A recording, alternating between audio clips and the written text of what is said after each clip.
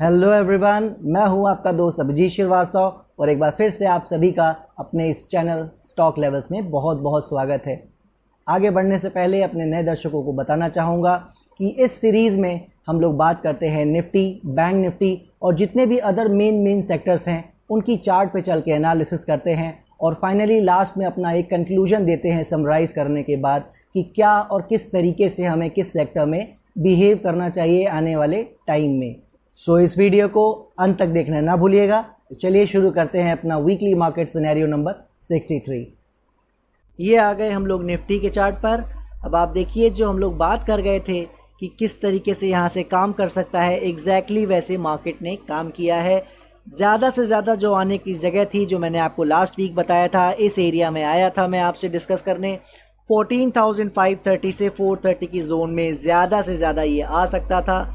आपने देखा exactly market ने वैसे काम किया, कप एंड हैंडल बनाया और बेहतरीन ब्रेकआउट भी इसी वीक आपको होता नज़र आया। इतना ही नहीं हुआ, इसके बाद आपने देखा जो रेजिस्टेंस जोन हमने आपको सजेस्ट की थी, आपने देखा एग्जैक्टली उसी रेजिस्टेंस जोन में आपको ये दोबारा जाता हुआ नज़र आया, जिसकी बात अब ये सामने आपके आ रहा है स्क्रीनशॉट हमारे टेलीग्राम ग्रुप का। क्लियरली हमने वहाँ बोला था कि इस एरिया में दोबारा से आ गया है और यहाँ से आपको एक करेक्शन देखने को मिल सकती है और आपने देखा भी कि वो करेक्शन आपको दिखती हुई नज़र आई। और उसमें भी मैंने आपको बता दिया था कि 850 से 750 का जो सपोर्ट जोन है वो अब ब्रेक नहीं करना चाहिए। आपने देखा कि वो 880 के आसपास तक आया और वहीं से वापस लौट गया और फाइनली ब्रेकआउट करता नज़र आ रहा है। सो अब यहाँ से क्या करना चाहिए, देखिए जिस तरीके से इसने यहाँ पे काम किया है, बहुत पॉसिबिलिटी है अब आपको यहाँ से शार्प रैली देखने को मिल सकती है, जिसकी एक्सपेक्टेशन हम लोग करते आ रहे हैं इस रैली की शुरुआत से। लेकिन मैं आपको यहाँ एक चीज़ चेताना चाहूँगा कि ये जो ब्रेकआउट आपको नज़र आ रहा है, इसमें 3-4 आवर्स की सस्टेनेबिलिटी अभी अवेलेबल नहीं है। ये लास्ट के हाफ एन आवर का एक मूव है। सो अब इसमें क्या करना है, आपको सिंपली बस जाके मंडे को देखना है कि जब यहाँ पे मार्केट ओपन होती है, इसमें किसी भी तरीके का डाउनफॉल अब नहीं आना चाहिए। इस रेंज के नीचे इसको अब नहीं आना चाहिए और 3-4 आवर्स यानी कि 12 PM 1 PM तक, मैक्सिमम 1:30 PM आप मान के चलिए, क्योंकि मेरा मानना है ये एक इंट्राडे प्लेयर्स के लिए एक तरीके की टिप है आप कह सकते हैं। लेकिन 1:30 PM के आसपास जो ट्रेंड स्टार्ट होता है वो कम से कम 2:30 से लेकर 3 PM तक ज़रूर जाता है। सो मेरा मानना है कि आप 1:30 तक मैक्सिमम वेट करें, या उसके पहले ही अगर आपको गैप अप मिल जाए और ऊपर जाता नज़र आ जाए तो कोई प्रॉब्लम मेरी नज़र में नहीं है, राइट। सो आपको बस ये ध्यान देना है कि मार्केट ओपनिंग के बाद किसी भी तरीके से अगर ये वापस नीचे आने की कोशिश करता है, 15,100 15,050 के नीचे चलने की कोशिश करता है, तो अब आपको जो सपोर्ट फॉलो करना है वो आपका रहेगा नया रिवाइज 14,850 टू 14,950 लेवल। जी हाँ, अब आपको इस जोन को ट्रैक करना है। इसके अंदर जब तक चल रहा है, इसके ऊपर जब तक चल रहा है, मुझे कहना चाहिए यहाँ से अच्छा परफॉर्म कर सकता है। मेरी नज़र में इसके नीचे आने का अब कोई भी मतलब निफ्टी के लिए नहीं रहा, इसलिए मैं नीचे वाली रेंज को भी हटा देता हूं, क्योंकि अब इसके नीचे वापस से चलेगा तो हम फिर से रीएनालाइज करेंगे, एक बार साइड लाइन हो जाएंगे और देखेंगे अब ये क्या करना चाह रहा है, राइट। सो बिल्कुल कोई प्रॉब्लम मुझे निफ्टी में नहीं दिख रही है। एक चीज़ आपको और मेंशन करना चाहूँगा आगे बढ़ने से पहले कि 15,250 के आसपास का जो पुराना रेजिस्टेंस जोन था, जिसकी हम पहले बात कर रहे थे और बाद में हमने उसकी बात करनी बंद कर दी थी, ये आप ध्यान रखिएगा कि वो रेजिस्टेंस इम्पॉर्टेंट था और इम्पॉर्टेंट है। वैसे तो 15,250 के रेजिस्टेंस की बात करने का कोई ज़्यादा मतलब नहीं था, लेकिन देखिए जो ये ब्रेकआउट का पॉइंट आया है वो इसके काफ़ी नज़दीक आ गया है। देखिए, और जब दो रेजिस्टेंस आपस में काफ़ी नज़दीक हों तो कई बार मार्केट ट्रैप करने के लिए इस तरीके से हाई लगा के वापस अंदर ले जाती है, वापस घुमा जाती है। सो हमें बस ये ध्यान देना है कि इस एरिया को जब पार कर रहा हो उसके बाद वापस आता हुआ आपको नज़र नहीं आना चाहिए, बस ये ध्यान देना है। अदरवाइज़ मेरी नज़र में अगर 3-4 आवर्स अच्छे से इसके ऊपर निकलेगा तो वैसे भी आपको 250 का एरिया बड़ी ईजिली पार होता नज़र आ सकता है। सो घबराने की कोई बात नहीं है, लेकिन चूंकि हम अभी भी आउट ऑफ द वुड्स नहीं हैं, खतरे से बाहर नहीं है, इसीलिए हमें एक बार को इन लेवल्स को ट्रैक करना है, सिर्फ ध्यान देना है कि वहाँ मार्केट का बिहेवियर कैसा है। देखिए, बाकी किसी भी तरीके की प्रॉब्लम नहीं है।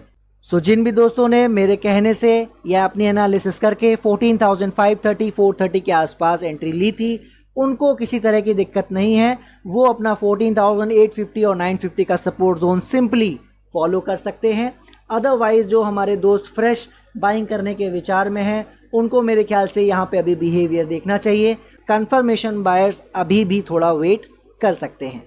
अब आ गए हम लोग बैंक निफ्टी के चार्ट पर। दोस्तों याद कीजिए मेरे स्टेटमेंट को, लास्ट वीक जो हमने क्या बोला था। साइकोलॉजी बता रही थी कि या तो यहीं से शार्प मूव मिलेगी या ज़्यादा से ज़्यादा यहाँ जाके शार्प मूव आपको देखने को मिल सकती है। और अब आप मेरे को बताइए, अगर मैं इसको कहूँ कि इस पूरे वीक बैंक निफ्टी का दबदबा रहा, सबसे अच्छी परफॉर्मेंस बैंक निफ्टी की रही, तो क्या आप मुझे गलत ठहराएंगे? शानदार परफॉर्मेंस मिली। सो अब यहाँ से क्या हो सकता है, क्या होने की संभावना नज़र आ रही है? देखिए, सपोर्ट बायर्स की तो ऑलरेडी चांदी है, मेरे ख्याल से किसी तरह की कोई प्रॉब्लम नहीं है। लेकिन जो कंफर्मेशन वाले बायर हैं, जिसका आप ये रेजिस्टेंस लेवल देख रहे हैं, मैंने पहले ही से लगा के दे रखा है। पहले भी मार्केट गई, वहाँ पे नहीं ब्रेक कर सकी। यहाँ तक कि इस वीक भी आपने देखा, इसने ट्राई किया वापस पार करने का, लेकिन नहीं कंप्लीट हो सका।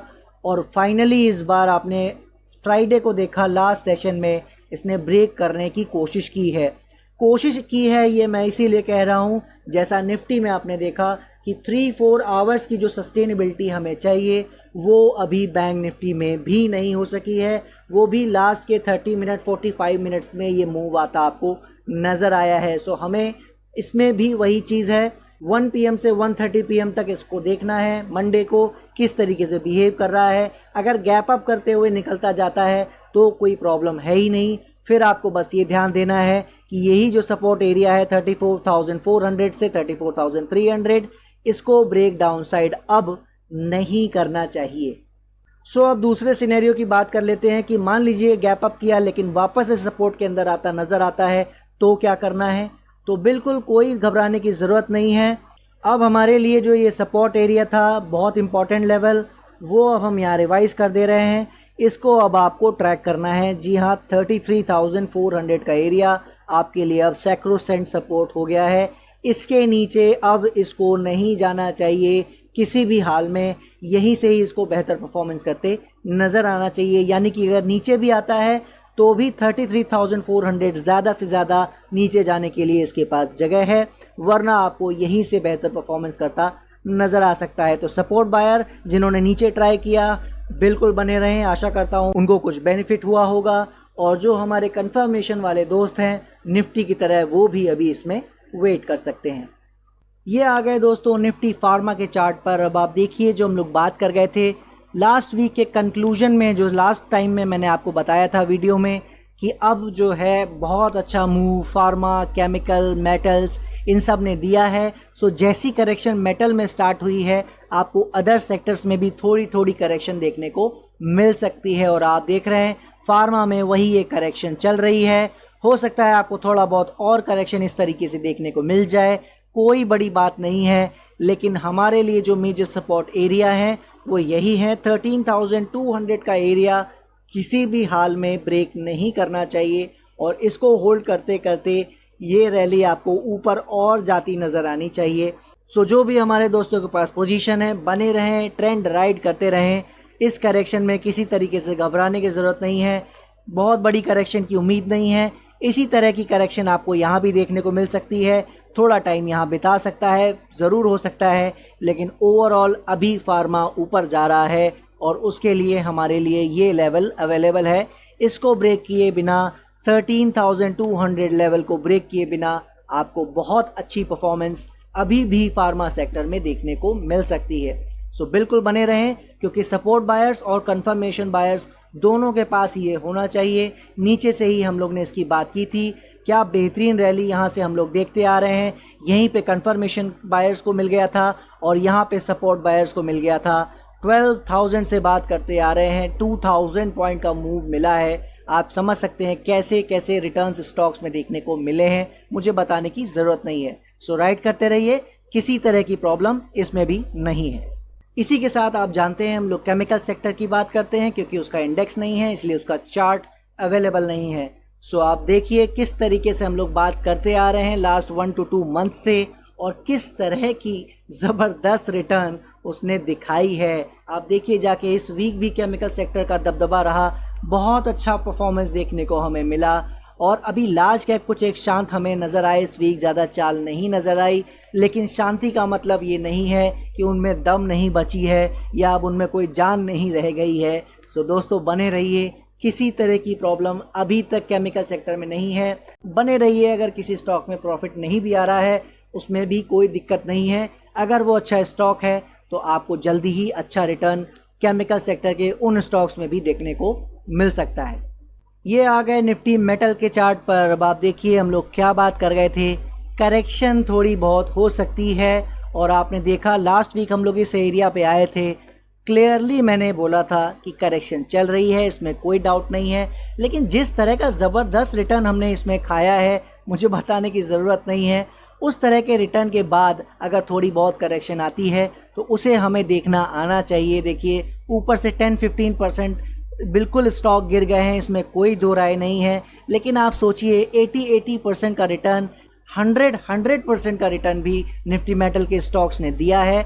और अगर उसमें अगर 10-15% की अपर साइड से करेक्शन आ भी रही है तो ऐसी कौन सी बड़ी बात हो गई है, राइट। ये एरिया ब्रेक ना कर जाए 4915 के आसपास, बिल्कुल घबराने की ज़रूरत नहीं है। बहुत पॉसिबल है कि ये करेक्शन यहीं कहीं फिनिश होके आपको यहाँ से दोबारा अप ट्रेंड की रैली स्टार्ट होती नज़र आ जाए, बहुत पॉसिबल है। ये एरिया तक ही हम देखेंगे, इसके नीचे बिल्कुल नहीं देखेंगे, राइट। सो अगर करेक्शन का साइज़ बढ़ेगा तो हम भी निकल जाएंगे, आपको भी निकल जाना चाहिए। तब तक किसी तरह की दिक्कत नहीं है, बने रहें। ये आ गए हम लोग BSE ऑयल एंड गैस के चार्ट पर। सेम एज वेल जैसा अदर सेक्टर्स में आप देख रहे हो, मैंने लास्ट वीक ही चेतावनी दी थी, करेक्शन थोड़ा आ सकता है, कोई बड़ी प्रॉब्लम नहीं है। वही इसमें भी चल रहा है, आप देख रहे हो, कोई दिक्कत नहीं है। ये जो सपोर्ट एरिया है 15,250, सिंपली आपको इसे ट्रैक करना है, किसी तरह की कोई प्रॉब्लम नहीं है। नीचे वाला सपोर्ट अब मैं हटा दे रहा हूँ, वहाँ तक हम लोग अब वेट नहीं करेंगे। सपोर्ट बायर्स को मेरे हिसाब से कोई दिक्कत नहीं आनी चाहिए, यहीं से प्रॉपर हम लोग बाय की बात करते आ रहे हैं। अगर आपको ये वेज पैटर्न याद हो और ज़बरदस्त ब्रेकआउट मिला था, कंफर्मेशन वाले जो प्लेयर हैं उनको ज़रूर यहाँ दिक्कत दिख रही होगी, लेकिन बने रहिए, अभी किसी तरह की कोई प्रॉब्लम नहीं है। अगर मैं ठीक हूँ तो आने वाले हफ्तों में अगर सबसे अच्छी परफॉर्मेंस आपको देखने को मिलेगी तो उनमें से एनर्जी सेक्टर का नाम ज़रूर होने वाला है, ये ध्यान रखिए। ये हाई आपको बहुत जल्दी ब्रेक करते नज़र आएंगे, किसी तरह की कोई दिक्कत मुझे नहीं दिख रही है। बने रहिए, इस ट्रेंड को राइट करते रहिए। ये आगे हम लोग दोस्तों अब निफ्टी IT के चार्ट पर। अब आप देखिए जो इससे हम लोग एक्सपेक्ट कर रहे थे कि रेंज चल रही है, जल्दी ही इसका ब्रेकआउट हो जाना चाहिए, अभी तक इस वीक भी नहीं हो सका। अदर सेक्टर्स भी इस वक्त करेक्ट कर रहे हैं और ये भी अपने करेक्शन को एक्सटेंड कर रहा है। सो अभी तक देखिए कोई ऐसी बड़ी परेशानी नहीं है। सपोर्ट बायर्स को सिंपली 25,200 के आसपास का जो ये सपोर्ट है, इसी को ट्रैक करना है, इसको ब्रेक नहीं करना चाहिए डिसाइसिवली किसी भी हाल में। डिसाइसिवली का मतलब वही है 3-4 आवर्स की सस्टेनेबिलिटी नहीं होनी चाहिए, बाकी किसी तरह की दिक्कत नहीं है। जल्दी इसमें आपको अच्छे रिटर्न देखने को मिल सकते हैं। बाकी जो हमारे कंफर्मेशन बायर्स हैं वो तो उनको अभी वेट करना चाहिए, अभी इस रेजिस्टेंस के ब्रेक करने का वेट करें। 26,500 के आसपास का ये जोन है, इसके ऊपर सस्टेनेबिलिटी करते ही आपको इसमें अच्छी रैली देखने को मिल सकती है। सो तब तक वेट करें, वरना सपोर्ट बायर्स अभी बने रहें। ये आ गए हम लोग निफ्टी ऑटो के चार्ट पर। अब ये चैनल तो याद होगा दोस्तों, बेहतरीन तरीके से काम किया। मैंने आपसे बहुत ही साफ शब्दों में बोला था कि इस सपोर्ट के ब्रेक किए बिना जल्दी ही आपको चैनल का ब्रेकआउट मिल सकता है। सपोर्ट बायर तो बने ही रहें, कंफर्मेशन बायर यहाँ पे ट्राई कर सकते हैं बाय करने का, या और कंफर्मेशन का वेट करना चाहें तो इस जोन के ब्रेक करने का वेट कर सकते हैं। आपने क्या देखा कि चैनल का ब्रेकआउट तो बहुत ही खूबसूरती से इस वीक हो गया, मगर आपने ऊपर का जो रेजिस्टेंस जोन है उसमें ब्रेकआउट होने की संभावना जो थी वो पूरी नहीं हो सकी। 1-2 कैंडल बनने की कोशिश की, मगर 3-4 आवर्स की प्रॉपर सस्टेनेबिलिटी इसमें नहीं हो सकी। फाइनली आपने कल के सेशन में देखा है कि 3-4 कैंडल्स यहाँ बने तो ज़रूर हैं, लेकिन अगर मैं आपको जूम करके दिखाना चाहूँ तो आप देख सकते हैं कि वो कोई प्रॉपर कैंडल्स नहीं है, वो इनडिसाइसिव कैंडल्स का एक जमावड़ा है। और जो मैं हमेशा आपको ये बताता आया हूँ कि जब भी देखिए ब्रेकआउट देखिए, उसमें जो है कैंडल्स का साइज़ बढ़िया होना चाहिए, इस तरह की इनडिसाइसिव कैंडल्स नहीं होनी चाहिए। ब्रेकआउट की साइकोलॉजी हमेशा ध्यान रखिए, जो मैं आपको कल टेलीग्राम ग्रुप में भी अपने दोस्तों को बता रहा था, उसकी साइकोलॉजी ही यही है कि अगर आप एक बायर हैं, आप इस प्राइस को बढ़ा के ले जा रहे हैं, तो आप कभी भी ब्रेकआउट देने के बाद यहाँ पे छोटी छोटी कैंडल नहीं बनाएंगे, आप यहाँ रुके नहीं रहेंगे, आप इसको बाय करते चले जाएंगे, इसको बढ़ाते चले जाएंगे। इस तरीके से यहाँ पे ब्रेकआउट के तुरंत बाद नहीं रुकेंगे, राइट। सो इसी तरीके से इसको देखिए, other side of the table बैठ के हमेशा सोचना चाहिए कि यहाँ क्या हो रहा है। सो आपको इसके हिसाब से देखना है। सो सवाल ये उठता है कि अब इससे क्या मतलब निकालें।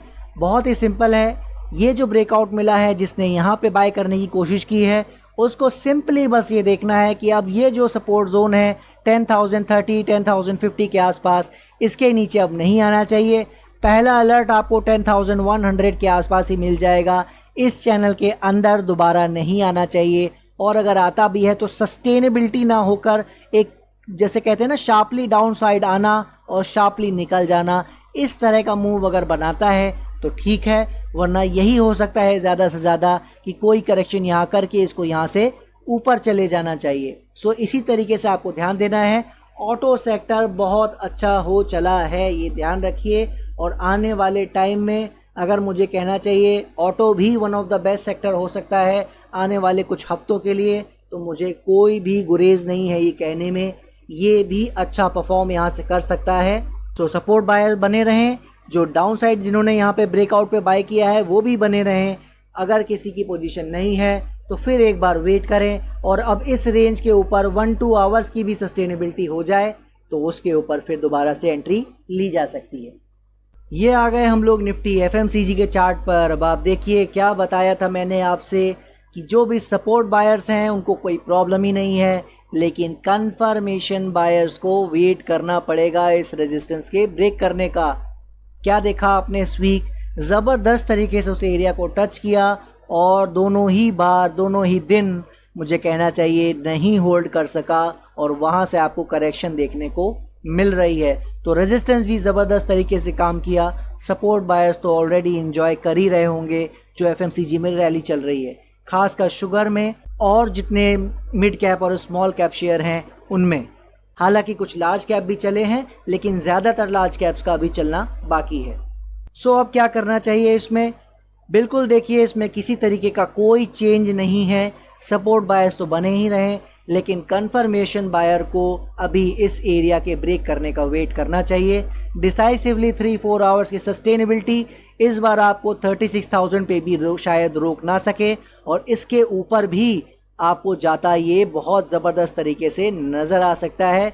जी हाँ, मैं इसलिए ये बात कह रहा हूँ क्योंकि अभी लार्ज कैप ने परफॉर्म तो किया ही नहीं है, और मुझे बिल्कुल उम्मीद है कि यहाँ से जब भी ये परफॉर्म करेगा बहुत ही बड़ी रैली परफॉर्म कर सकता है। यहाँ से लार्ज कैप में 20-30% 40% का मूव आ सकता है जो नहीं चले हैं।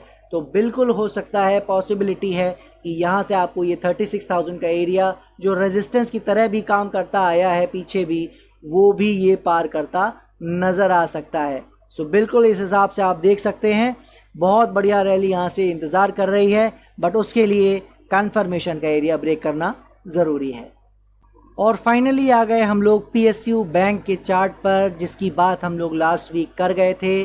बहुत ही साफ शब्दों में मैंने बोला था, इस एरिया में हम लोग आए थे और बात की थी मैंने कि यहाँ से या तो ऊपर जा सकता है, और थोड़ी बहुत अगर करेक्शन मिलती है तो उसमें भी बाय करने की कोशिश करनी चाहिए। बिल्कुल यहाँ से ज़बरदस्त परफॉर्मेंस आपको दिखाता नज़र आ सकता है। और आपने क्या देखा इस वीक, 10 से 15% का मूव हर एक स्टॉक लगभग जितने भी हैं सब में आपको आता नज़र आया, और ज़बरदस्त मूव इस बार हमें देखने को मिला। सो अब क्या करना चाहिए, क्योंकि यहाँ से मूव भी अच्छा आया है और अपने रेजिस्टेंस के आसपास भी अप्रोच कर रहा है। देखिए ये जो एरिया है 2380, 2430, 40, ये जो जोन है अपने आप में ये थोड़ी सी इम्पॉर्टेंट एरिया है, इसको पार करना इसके लिए ज़रूरी है। और अगर नहीं करता है तो आपको यहाँ से ऊपर जाके एक करेक्शन भी आपको यहाँ देखने को बिल्कुल मिल सकती है, कोई बड़ी बात नहीं है, राइट। सो बिल्कुल मेरे हिसाब से अब फ्रेश एंट्री लेना थोड़ा डेंजरस है।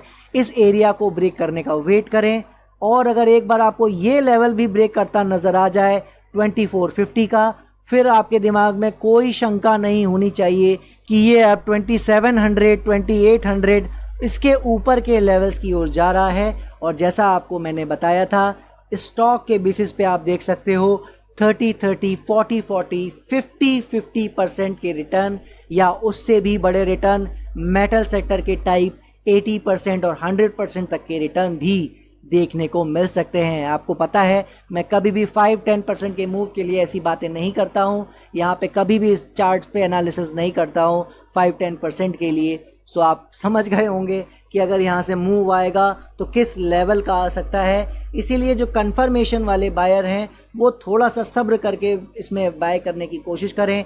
महंगा मिलता है कोई बात नहीं, क्योंकि उसके बाद का जो मूव होगा वो बहुत ज़बरदस्त होगा। स्टॉक स्पेसिफिक ध्यान दें, और जब एक बार इंडेक्स पे ये एरिया पार कर जाए तो फिर आपको कोई घबराने की ज़रूरत नहीं है। मेरे ख्याल से दोबारा फिर ये आपको इसके नीचे जाता कभी नज़र नहीं आएगा। कभी का मतलब आने वाले हफ्तों से लेकर महीनों में आपको इस 2250 एरिया के नीचे जाता नज़र नहीं आएगा। मगर ये सपोर्ट तब एक्टिव होगा जब ये रेजिस्टेंस ब्रेक होगी। सो ध्यान रखिएगा, रेजिस्टेंस ब्रेक करने के बाद ही 2250 का एरिया हमारे लिए इम्पॉर्टेंट बनेगा। सो तब तक वेट करें और कंफर्मेशन आने का ध्यान रखें। सो ये देख लिया आपने सारे चार्ट्स, हमने सभी की एनालिसिस की, और आप जैसा देख रहे हैं हम लोग बार बार बात करते आ रहे हैं हर वीक बाय वीक कि जो इंडेक्स है, जो निफ्टी है, वो जल्दी ही आपको अच्छा परफॉर्मेंस देता नज़र आ सकता है। टाइम की बात है, देखिए थोड़ा बहुत आगे और थोड़ा बहुत पीछे ये मार्केट करती रहती है। और फाइनली आपने देखा इस वीक ज़बरदस्त तरीके से परफॉर्मेंस आई।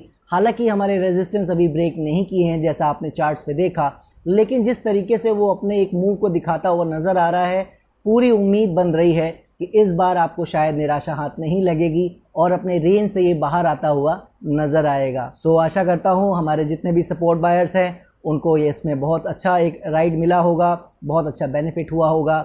जो हमारे कंफर्मेशन वाले दोस्त हैं उनको अभी वेट करने की ज़रूरत है, जैसा मैंने चार्ट में दिखाया, क्योंकि अभी तक वो कंफर्मेशन पूरी तरीके से नहीं आ सकी है।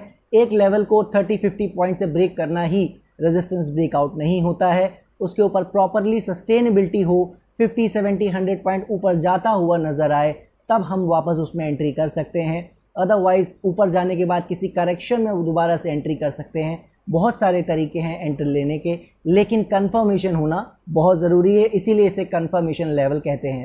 इसी तरह आपने बैंक निफ्टी में देखा, क्लियरली हम लोग बात करते आ रहे हैं कि 31,500 ब्रेक नहीं करना चाहिए। इसी तरह हम लोग ने एक साइकोलॉजिकल एक पैटर्न की बात की थी जो नॉर्मली लोग नहीं जानते हैं। आप हमारा लास्ट वीडियो जाके देख सकते हैं, उसमें हमने उसे मेंशन किया था। और इस वीक आपने देखा एग्जैक्टली वैसा ही होता आपको नज़र आया, एक ज़बरदस्त मूव आपको नज़र आई। सो आशा करता हूँ बैंक निफ्टी में भी लोगों को, जो हमारे सपोर्ट बायर्स हैं, उनको बहुत अच्छा एक बेनिफिट होता हुआ नज़र आ रहा होगा, यहाँ से बढ़िया बेनिफिट मिला होगा। कंफर्मेशन वाले बायर्स अभी वेट कर सकते हैं, चूँकि लेवल उसमें भी अभी तक ब्रेक नहीं किए हैं। अदर सेक्टर्स में भी आपने देखा कि जिस तरीके से फार्मा, केमिकल और बाकी अदर सेक्टर्स भी अच्छा परफॉर्म कर रहे थे। मैंने लास्ट वीक ही एक वार्निंग दी थी कि जिस तरीके से मेटल ने सबसे पहले करेक्शन की शुरुआत की है, ये कहीं ना कहीं शो कर रहा है कि आने वाले दिनों में बाकी सारे सेक्टर भी थोड़ी थोड़ी जो है करेक्शन कर सकते हैं। ये बहुत पॉसिबल है, और आपने इस वीक देखा कि ज़्यादातर सेक्टर्स आपको करेक्शन करते नज़र आए। जहां आपने देखा कि निफ्टी एक ऊपर की ओर रैली अपनी कंटिन्यू करता नज़र आया, वहीं स्टॉक्स में अगर आपने ध्यान दिया होगा उस तरह की कोई ज़बरदस्त रैली आपको ओवरऑल देखने को नहीं मिली। वो कोई स्टॉक स्पेसिफिक में चाल आ रही थी, वरना ज़्यादातर स्टॉक अपनी करेक्शन करते हुए आपको नज़र आए। सो इससे क्या हमें समझना चाहिए, जो हमने चार्ट पे बताया आपको, कोई घबराने की ज़रूरत अभी नहीं है, चाहे वो मेटल हो चाहे बाकी सेक्टर्स हों। कई लोग का क्वेश्चन आया मेरे पास कि सर 10-50% तो ऑलरेडी गिर गया है, तो अब भी आप कह रहे हैं करेक्शन चल रही है। तो मैं उनको सिर्फ यही यहाँ पे एक रिप्लाई देना चाहूँगा कि सर हम लोग जहाँ से बात कर रहे थे उसके बाय की 100% से ज़्यादा का रिटर्न उसने दे दिया है।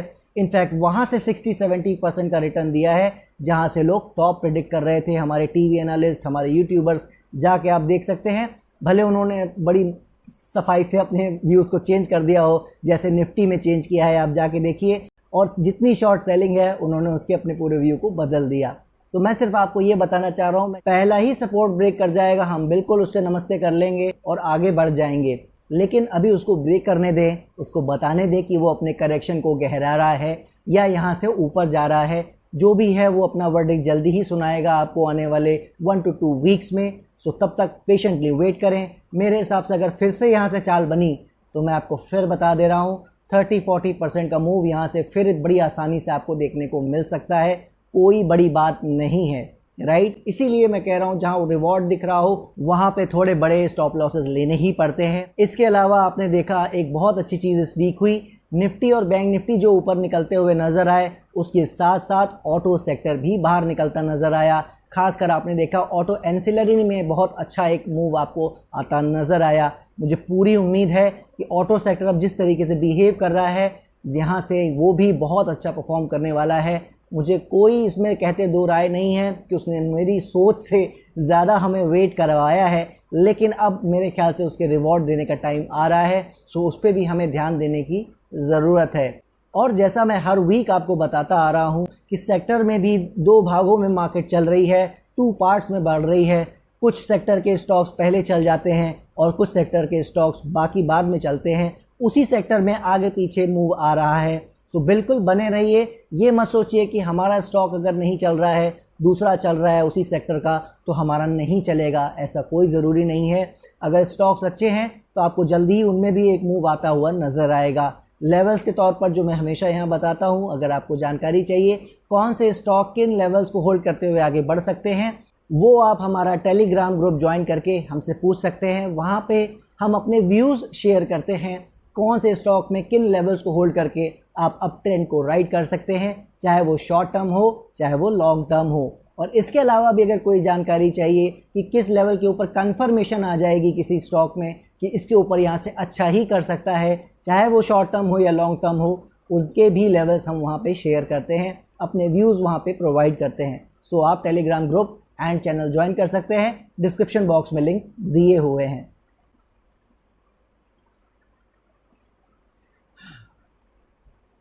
आशा करता हूँ आपको हमारा ये वीडियो पसंद आया होगा। अगर पसंद आया है तो प्लीज़ इसे लाइक करना मत भूलिएगा, दूसरों से शेयर कीजिएगा, ताकि ये हमारा जो फैमिली है, छोटा सा फैमिली है, नया है, या और बढ़ सके और हम नए नए वीडियो सीरीज़ लाने के लिए अपने आप को और मोटिवेट कर सकें। अरे अपने आप को ही मोटिवेट कर रहे हो ऐसा